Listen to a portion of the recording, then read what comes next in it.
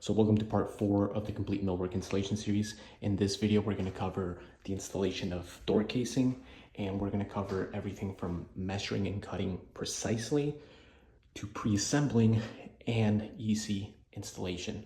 So the molding we're going to be using is made by Windsor 1, and it is the WOC S005, and it's a 4 3/8 of an inch wide molding, and easily one of the most beautiful ones I've ever installed. So if you're interested, I have the link to their website in the description. So let's get on with the video. So when I go to measure, I'm just going to measure up to the bottom of the jamb and add my reveal.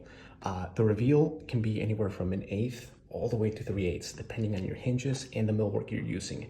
On this instance, we're going to do a 1/4 inch, just because I think it looks better. And I also want a little space for these hinges because these are very heavy doors for any future adjustments.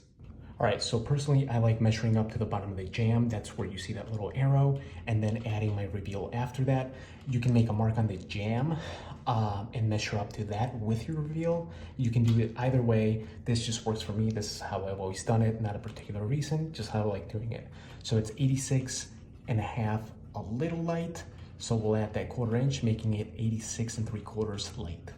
So now measuring for the head jamb, again, we're going in to in, and it's giving us like 70 5/16. So we're gonna add 1/2 inch to that for the margin on the left and the margin on the right.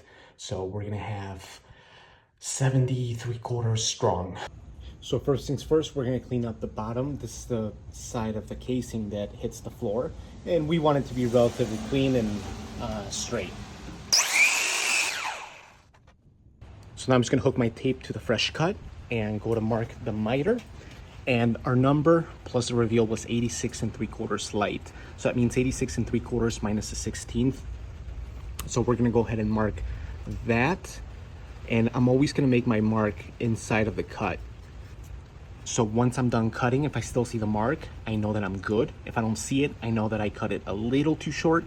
Next, I'm just gonna line up my mark with my zero clearance side. That's where the blade is gonna drop. So this slot in here is exactly where the blade drops. No more, no less. So if I line up my mark right on this edge, I know that my cut is gonna be perfect. I'm gonna go ahead and cut.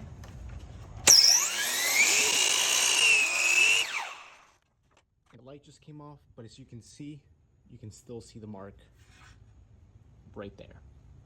So now we're gonna cut the head piece. That's 2 miters on each side. We're gonna cut one of the miters first and then measure.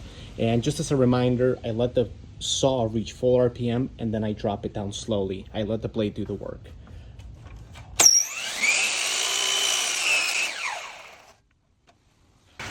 That light is driving me insane. Sorry, I keep shutting off. Okay, so we have one of the miters cut. Now I'm just gonna line up the miter with anything that's square. That could be the fence, that could be the base. On this instance, it's just a piece of my stand for the saw. So I'm just hooking it on the 2x4 and making sure that the ear touches the bottom of the miter. And then I'm gonna come over here, stretch my tape to my number, which is 70 3/4.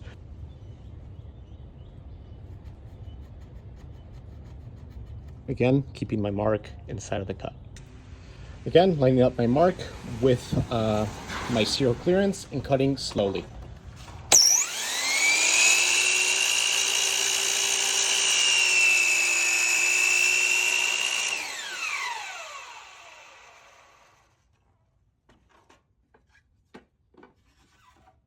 Still see my mark right there.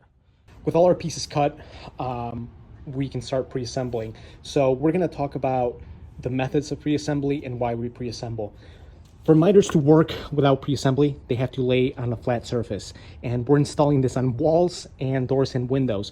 A lot of times the drywall is going to be proud or the jambs are going to be off. So you're not installing on a flat surface. So you're going to be left with gaps. You're going to be left with a piece being proud. So you got to sit there and spend time trying to make it look right. So we pre-assemble to avoid all of that. We also pre-assemble because it's the cleanest look you can get on a miter, and for durability because they last through moisture changes, which is really important. So now to the methods. My personal method is with clamps. This is not viable for everyone because they are expensive, and a lot of times the gentleman who makes these has a wait time. They gotta wait to get how many ever you order. So how this one works is you basically pin these by just pressing them onto the miter. So I'll show you real quick. You press them into the miter and you turn this cam, obviously with glue, and you can add biscuits if it's a smaller joint, and it tightens up the glue joint for you. You leave them drying, and then when you take this off, you have a bulletproof miter. But like I mentioned, this is not viable for everybody. So a couple other options are you can use 2P10 and some wood glue. We use wood glue anyway, so I don't know why I'm saying it like this is exclusive to using 2P10, but you would want to glue the joints, and then on the tips you use CA glue, that's instant glue, to kind of clamp the miter temporarily while the wood glue dries, because you're not going to get a stronger bond on wood than with wood glue. This stuff is great, but it can be really brittle, and it doesn't do too well with moisture. It is a really strong joint, but it's got its limitations for sure. And then another method that you can use to pre-assemble are some blocks. So these blocks have a 45 cut out of them, and how they work is you would screw them to the side of the casing, obviously glue your joint, and then clamp them in. So I'm going to show you that in action real quick. Okay, so the blocks are attached, so all you would have to do is just line up the miter really well, close the clamp on these little notches, and clamp it up. And obviously you just want to let it dry and you're set. Another option, this one I'm not the biggest fan of, just because it's really hard to do, but you can just obviously glue them up. You can use CA glue, again, to pre-clamp them, just like the method I spoke about earlier. And then just throw a screw through it. I'm not the biggest fan because there is a lot of sliding around, and it is really thin material, so a lot of the times it pushes. Even if you pre-drill, it'll push out the material, and you can see that once it's painted. You can't see it while it's sanding, while you sand it or prime it, but once it's painted, you'll see it. And a lot of times that does show through with, moisture changes. So this is the 2P10 method. We have our glue, so now we're gonna, our wood glue. So now we're just gonna do 2P10 on these ends, and what this is gonna do is basically clamp it together.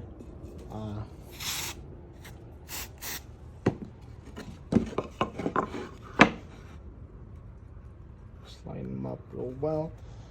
The only bad thing is you can't get that miter super tight, but still does the trick, and you can put in a screw after the fact. But there you go. All right, so we're gonna pre-assemble this corner using the clamps and the tight bond speed set. So let's glue these up.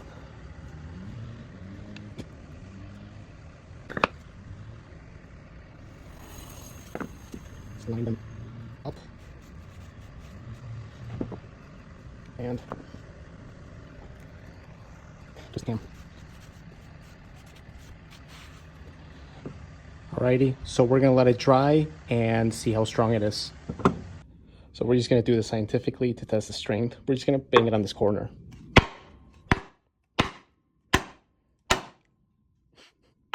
I'm not holding back. See, split right down the middle, but the miter is intact. Now, okay, so the miter's dry. I left it dry in like 15 minutes. Now we can take off the clamp. Generally, I pre-assemble these on a table of some sort, but due to the size, I just laid it on the floor, put some cardboard underneath. So just spin the cam and we are good to install.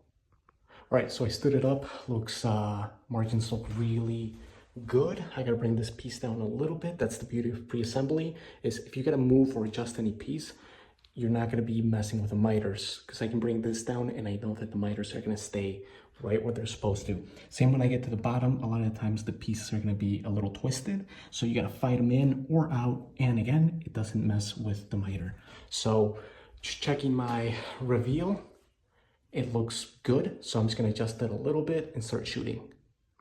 So just nail the tops where my margins are perfect. In terms of nail placement, I do like keeping it on the flat ends, But sometimes that's not possible because that's not where the framing is. So I have to go on the jamb and then where the framing is, as far as I can into the profile. Okay, so with the top nailed, now I'm gonna make my way down. I'm not gonna make marks, I'm gonna go by eye. Smaller margins are not as hard to adjust with your eye. I just don't like making marks because the molding and the jamb's not gonna be perfect, so I'm gonna be wasting my time trying to get it on that hair. So I'm just gonna make my way down with nails, about a foot, 16 inches or so. You can also glue the back of the molding. It's completely up to you. All right, so before I reach the bottom, before I get carried away, because it's harder to move as you get closer with the nails, I'm gonna look at this bottom, and as you can see, this bottom is 1/8 reveal, and obviously I got a 1/4 inch. So this is the beautiful thing about pre-assembly, again, is I can just move this to where I want it to, and it's not gonna affect the miter up there. So I can just go ahead and shoot this. Now nailing this left side, again, once I get to the bottom, we have another issue is if you remember, we kicked in the jamb, so the doors would line up. So in this instance, and sometimes this happens at the top too, again, another reason why it's important to pre-assemble. I know I keep saying it, but if that happens at the top, you can clamp it and that miter is not gonna come apart. So we're gonna do the same down here. Just close this gap up like that. And shoot it. And just shoot.